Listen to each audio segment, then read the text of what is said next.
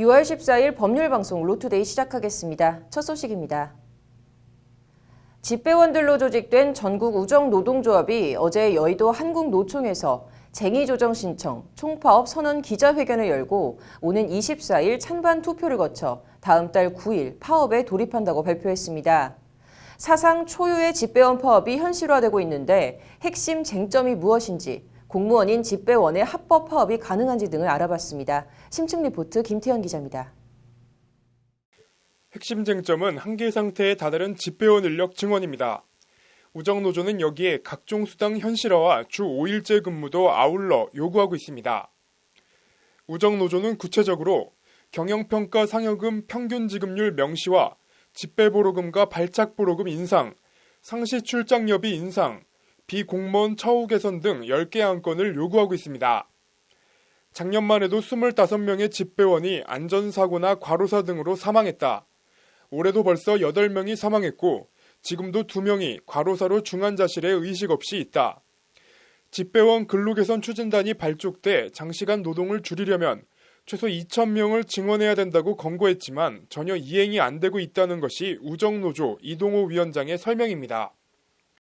2,000명을 증원하기로 노사 합의를 한 상태인데 이제 사업본부 측에서는 지금 이제 경영에 적자가 난다라는 이런 핑계 삼아 지금 인력 증원을 한 명도 안 해주고 있는 상황이죠. 교섭 과정 중에서도 성의 없이 교섭하고. 이에 대해 우정본부는 당장 대규모 인력 증원과 수당 인상은 어렵다는 입장입니다. 우편 물량 감소 및 인건비 상승 등으로 재정 상황이 악화돼 지금 당장 인력을 증원하기 어려운 점이 있다는 것이 우정본부의 설명입니다. 주 5일제 근무에 대해서도 우정본부는 토요 배달은 최근 라이프 스타일을 감안하면 보편화된 택배 서비스 중단 시 시민들의 불편이 초래될 수 있다며 곤란하다는 입장입니다. 우편 사업이 1,960억 적자가 지금 예상되고 있습니다. 저희는 이제 회계 자체가 거의 80%가 인건비성 예산이거든요. 토요일 날 근무 인원을 최소화하는 방안을 찾는 게 우정사업본부 입장이고, 양측의 입장이 평행선을 달리고 있는 가운데 관심은 우정본부 설립 이후 사상 초유의 집배원 파업이 현실화하느냐에 모아지고 있습니다. 일단 국가공무원법 제66조 1항은 공무원의 집단행위를 금지하고 있지만 사실상 노무에 종사하는 공무원은 예외로 한다는 예외 조항을 두고 있습니다. 그리고 대통령령인 국가공무원 복무규정 제28조는 사실상 노무에 종사하는 공무원으로 우정직 공무원을 명시하고 있습니다. 민간 부분과 업무가 상당 부분 겹치는 집배원 업무 특성에 따른 조항으로 관련 법령에 따라 집배원은 공무원 가운데 유일하게 합법 파업이 가능한 노조입니다. 한국노총은 우정노조의 요구사항을 정부가 계속 거부할 경우 기재부 장관 퇴진을 포함한 한국노총 차원의 전면적인 대정부 투쟁을 예고하고 있어 양측의 극적인 타협이 이루어지지 않을 경우 우편 대란이 현실화하는 것 아니냐는 우려가 커지고 있습니다. 법률방송 김태현입니다. 대한민국 축구 역사상 피파 주간 대회 결승에 진출한 20세 이하 월드컵 축구 대표팀 선수들에게 군면제 혜택을 줘야 한다는 청와대 국민청원이 뜨거운 반응을 얻고 있습니다. 법적인 이슈 짚어보겠습니다. 이슈 플러스 장한지 기자 나와 있습니다. 장 기자, 청와대 국민청원이 올라왔다고 하는데 어떤 내용입니까? 네, U20 대표팀이 결승 진출을 한 것으로 계기로 이제 대표팀의 병역 미필 선수들에게 병역 혜택을 줘야 한다는 청와대 국민청원이 3개나 올라왔습니다. A청원인은 우리나라 남자축구 최초로 피파 주간대회 결승에 오르는 것이고 200여 개의 나라 중 최고를 가리는 경기를 하게 되는 것이라면서 그에 따른 적절한 보상이 있어야 한다고 생각한다고 밝혔습니다. B청원인은 아시안컵 우승도 군면제인데 그것보다 큰 대회인 피파 주간 U20 월드컵이 군면제가 아니라뇨 라면서 군대는 성인 남자의 신성한 의무지만 어린 선수들 국위선양, 국민들에게 할 수 있다는 용기를 줬다고 말했습니다. C청원인은 만약 결승에서 우크라이나를 꺾고 우승하면 이것은 2002년 월드컵 4강보다 더한 결실로 해외에서 뛰는 선수를 비롯해서 모든 선수들의 앞날을 열어주는 의미로 특별법으로 병역 면제에 혜택을 주기를 간절히 원한다고, 최종 우승했을 경우 군 면제 혜택을 줘야 한다고 주장했습니다. 네, 그렇다면 우승을 하게 되면 병역 특례를 받을 수가 있는 겁니까? 현재로서는 U20 대표팀에게 병역 특례를 주기는 조금 어렵습니다. 병역법 시행령 제68조에 따르면 예술체육요원으로 편입되기 위한 기준은 올림픽 대회에서 3위 이상으로 입상한 사람 그리고 아시아 경기대회에서 1위로 입상한 사람에게 하나입니다. 즉 아시안게임 금메달, 올림픽 동메달 이상을 획득하면 군 면제가 가능하다는 건데요. 월드컵은 포함 대상이 아닌 겁니다. 그렇다면 우승을 해도 이 병역 특례를 받을 가능성이 전혀 없다는 얘기입니까? 네, 그렇다고 해서 U20 대표팀에게 병역 특례 가능성이 아예 없는 것은 또 아닙니다. 국방부와 병무청은 2002년 월드컵 대표팀이 4강 신화를 기록하자 병역법 시행령에 월드컵 16강 이상을 병역법 혜택 대상에 추가한 적이 있습니다. 또 2006년에는 WBC 야구 대표팀이 4강으로 대회를 마치자 그해 9월 병역 혜택 대상에 포함한 바도 있습니다. 이후 급조된 혜택이다, 형평성 논란이 있다 등 지적의 목소리가 높아지자 두 대회는 2008년 병역법 시행령이 개정되면서 특례 기준에서 제외됐습니다. 지난해엔 아시안게임 야구대표팀 선발 과정에서 당시 특정 선수에게 병역 면제를 주기 위해서 불공정한 선발이 이뤄졌다라는 논란이 일자 국방부, 병무청, 문체부는 태스크포스를 구성해서 지난 1월 병역 특례 전면 폐지하는 방안을 검토했습니다. 그럼 주무부처인 병무청이나 국방부 입장은 나온 게 있습니까? U20 대표팀의 병역 특례와 관련해서 정성득 병무청 부대변인은 선수들의 병역 면제를 요구하는 여론은 알고 있다면서도 병무청에서는 지금 검토하고 있는 게 없다고 말했습니다. 국방부 관계자도 현행 법령상 예술, 체육요원으로 편입될 수 있는 체육대회에 U20 월드컵은 해당되지 않는다면서 병역 특례 인정 문제는 병역 의무의 형평성, 정책의 신뢰성 및 국민적 공감대 등 다양한 측면을 고려해야 하는 사항으로 현재 U20 축구대표팀에 대한 병역 특례는 검토하고 있지 않다는 원론적인 입장을 밝혔습니다. 보니까 이게 그때그때 대응을 할 게 아니라 뭔가 원칙과 좀 기준이 있어야 될 것 같은데 어떻습니까? 네, 지금 정치권에서는 합리적인 대응 방안을 마련하고 있는데요. 국회 국방위원회는 지난해 말부터 병역 특례 제도 개선 소위원회를 열어서 특례 제도 존치 여부와 선발 기준 그리고 선발자 복무 방식 등을 논의해 왔습니다. 국회 국방위원장을 맡고 있는 안규백 더불어민주당 의원은 법률방송과의 통화에서 지금 소위원회를 열고 구체적으로 의견을 교환하고 있는 중이라면서 유지하자는 쪽도 있고 폐지하자는 쪽도 있어서 반발 갈리는데 국방위 논의는 7월 말쯤에 끝날 예정이라고 말했습니다. 이어서 문체부 쪽에서는 문화체육 발전을 위해서 기존의 제도를 개선해서 유지하자는 의견이 있고 오히려 확대하자는 의견도 있다고 말하면서 또 국방부 쪽에서는 병역 특례의 범위가 모호하고 형평성 문제가 있어서 차라리 폐지하자는 의견이 강하다고 부연했습니다. 현재 병역 특례 제도 개선 TF가 개선안을 만들고 있는 가운데 국방부는 오는 8월 이전까지는 개선안을 발표할 예정이라고 말했습니다. 네, 아무튼 이제 곧 있을 새벽 우크라이나와의 결승전에서 낭보가 좀 전해지길 기원해 보겠습니다. 오늘 잘 들었습니다. 다음 소식입니다. 같은 대학원을 다니는 동료 여학생에게 사랑 고백을 했다가 거부당한 데 앙심을 품고 여학생의 커피에 자신의 체액이나 체음제를 타는 등 온갖 변태적인 행위를 했습니다. 이것은 무슨 죄로 어느 정도나 처벌할 수 있을까요? 판결로 보는 세상입니다. 대학 연구실 옆자리 여학생에게 사랑 고백을 거절당한 데 앙심을 품은 A씨는 여학생을 상대로 온갖 찌질함과 변태 행위에 극치를 보였다고 합니다. 어디서 어떻게 훔쳤는지는 모르겠지만 훔친 여학생의 속옷과 사진을 이용해 수십 차례 음란 행위를 한 뒤 자신의 체액을 커피에 타 여학생에게 마시게 했는가 하면 이것도 어디서 났는지는 모르겠는데 여학생의 화장품에 자신의 체액을 묻히기도 했다고 합니다.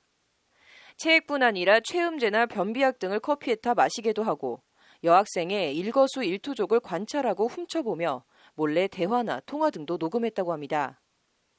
A씨는 여학생을 성적으로 괴롭혔을 뿐 아니라 연구 자료나 생활에 필요한 내용이 들어있는 여학생 휴대폰이나 태블릿 PC, 노트북, 외장하드를 훔쳐 일상생활을 극도로 피곤하고 불편하게도 만들었다고 합니다. 뒤늦게 이런 사실을 알게 된 여학생은 연구와 학업은 물론 일상생활도 제대로 하기 힘들 만큼 큰 충격에 빠진 것으로 전해졌습니다. 결국 A씨는 통신비밀보호법 위반, 절도, 폭행, 상해 미수, 재물손괴, 은닉, 방실 침입 등 여러 혐의로 기소돼 재판에 넘겨졌습니다. 2018년 4월부터 2019년 1월까지 수십 차례에 걸쳐 이렇게 은밀하고 치졸한 방식으로 여학생을 괴롭혀온 A씨에 대해 1심 법원은 오늘 징역 4년에 자격정지 3년을 선고했습니다. 재판부는 피고인의 범행은 자신의 애정 고백을 거절한 피해자에게 고통을 주고 괴롭혀 성적 쾌감을 느끼는 잘못된 욕구에서 비롯됐다. 아무런 잘못이 없는 피해자에게 범행을 지속해 이에 상응하는 마땅한 형벌을 내려야 한다고 A씨를 질타하며 징역 4년을 선고했습니다. 한두 번이라고 해서 해도 된다는 말은 아니지만 한두 번도 아니고 10개월에 걸쳐 수십 차례나 그랬다고 하니 할 말이 없습니다. 피해 여학생이 하루빨리 충격에서 벗어나길 바라겠습니다. 판결로 보는 세상이었습니다.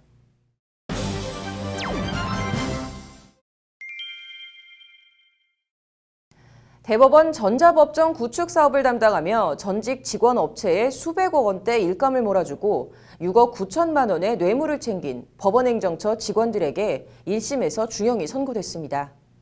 서울중앙지법 형사합의 34부는 오늘 특가법상 뇌물수수 등 혐의로 기소된 법원행정처 전 과장 강모 씨에게 징역 10년과 벌금 7억 2천만 원, 추징금 3억 5천여만 원을 선고했습니다. 같은 혐의로 기소된 유모 씨에 대해선 징역 6년과 벌금 1억 2천만 원 및 추징금 6천여만 원이, 뇌물을 제공한 남모 씨에겐 징역 6년이 각각 선고됐습니다. 재판부는 누구보다 청렴해야 할 사법부 공무원이 직위를 이용해 용납할 수 없는 중대한 범죄를 저질렀다고 강 씨 등을 질타하며 이같이 선고했습니다. 한서희라는 이름 석자로 온라인이 시끌시끌합니다. 법률방송 기자들의 시선으로 바라본 세상 취재 파일, 오늘은 공익제보자와 관음증 얘기해보겠습니다. 오늘 오후 1시 반 기준 한 포털 사이트의 실시간 이슈 검색 순입니다. 한서희라는 이름이 1위에 올라 있습니다. 그 아래로는 YG 엔터테인먼트, 양현석 같은 이름들도 눈에 띕니다. YG 엔터테인먼트나 양현석은 알겠는데 한서희는 누구일까요? 클릭을 해보니 한서희 공익제보 양현석 협박폭로, 마약 의혹 BI 제보한 한서희, YG 연루설까지 식의 기사들이 주르륵 뜹니다. 기사들에 따르면 가수 연습생 출신인 한서희는 아이돌 그룹 아이콘 멤버인 BI의 마약 투약을 국민권익위에 제보한 공익제보자입니다. 더불어 한서희는 YG 대표 양현석이 경찰 수사를 무마하기 위해 네가 이 바닥에서 나를 거스를 수 있겠느냐, 키워주겠다는 식으로 진술 번복을 회유 강요한 사실도 함께 폭로했습니다. 그런데 신분과 이름이 익명으로 철저히 보호되어야 할 공익제보자 이름이 어떻게 만천하에 공개돼 실시간 검색어 1위를 차지하고 있는 걸까요? 사실 한서희는 YG 엔터테인먼트 소속 빅뱅 멤버 탑과 함께 대마초를 흡연한 혐의로 지난 2017년 징역 3년에 집행유예 4년을 선고받은 마약 전과자입니다. 거기다 BI의 마약을 준 당사자가 다름 아닌 BI의 마약 투약 사실을 공익 제보한 바로 이 한서희입니다. 이 때문에 온라인에선 저 혼자 살려고 제보했다라는 식의 악의적인 비난글도 난무하고 있습니다. 이와 관련 제보가 사실일 경우 한서희도 마약 교부에 대한 법적인 책임을 져야 한다. 어쨌든 한서희 자신도 상당한 불이익과 처벌을 받을 것을 감수하고서 권익위에 제보를 한 것이라는 게 이한수 법률사무소 우주 변호사의 설명입니다. 더 큰 문제는 익명이 철저히 보장되어야 할 공익제보자의 실명이 도화 만천하에 다 공개됐다는 겁니다. 현행 공익신고자 보호법 제12조는 누구든지 신고자의 인적사항이나 신고자임을 짐작할 수 있는 사실을 공개 또는 보도하여서는 아니 된다고 적시하고 있습니다. 누구든지입니다. 같은 법은 이를 위반할 경우 5년 이하의 징역 또는 5천만 원 이하의 벌금에 처하도록 하고 있습니다. 그럼에도 특정 매체에서 관련 내용을 보도하며 한서희의 실명을 언급했고 여타 매체들이 앞다퉈 가십성 기사들을 쏟아내며 삽시간에 온라인을 장악하기에 이른 겁니다. 거기에 한서희가 사실은 마약 판매책이라는 등 확인되지 않은 소문까지 온라인을 타고 빠르게 번져나갔고 이에 한서희는 오늘 오전 자신의 SNS에 해명성 글을 올렸습니다. 한 씨는 먼저 사실 내 이름이 이렇게 빨리 알려질지 몰랐다. 당황스럽고 무서운 건 사실이라고 어제 오늘 사이 벌어진 일에 대한 심경을 밝혔습니다. 그러면서 자신은 감형받기 위해 그러는 것도 아니고 금전적으로도 이득을 본 게 없다며 자신은 마약 판매책이 아니라고 강하게 부인했습니다. 공익 제보자에 대한 익명 보장과 보호가 어느 정도로 이루어지냐는 건 어떤 나라의 수준과 실력을 가늠하는 잣대 가운데 하나라고 생각합니다. 연예인과 마약 먹고 그래서 뭐 했대 라는 식으로 가십성으로 또 관음적으로 소비되고 말 일은 절대 아닌 것 같습니다. 핵심 포인트는 양현석이 이 사건에 개입해서 협박한 부분, 경찰과의 유착들이다. 제보자가 나라는 이유만으로 나한테만 초점이 쏠리는 것이 걱정된다. 나란 사람과 이 사건을 제발 별개로 봐달라. 한서희가 자신의 SNS 말미에 남긴 글입니다. 공익 제보자가 핵심 포인트까지 지적을 해주었으니 수사기관의 엄정한 수사가 이루어지길 기대하겠습니다. 법률방송 취재 파일이었습니다. 이어서 법조계 소식 전해드리겠습니다. 홍상수 영화감독이 낸 이혼 소송이 법원에서 기각됐습니다. 서울가정법원은 오늘 배우 김민희와 열애설이 나온 홍 감독에 대해 혼인 파탄의 주된 책임이 홍 씨에게 있다며 이같이 판결했습니다. 경찰이 경남 진주 조현병 환자 난동 사건을 계기로 지난 7주간 위협행위 2회 이상 반복 신고 일제 점검을 벌여 총 3,923명의 위협행위자를 확인해 496명을 입원 조치하고 혐의가 중한 30명을 구속했다고 밝혔습니다.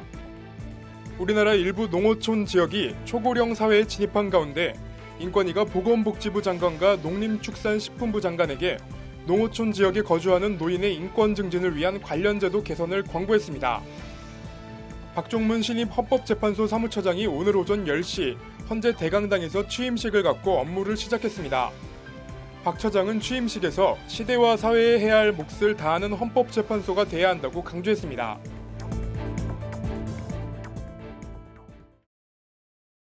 (6월 14일) 법률방송 로투데이 여기서 마치겠습니다. 시청해주신 여러분 고맙습니다.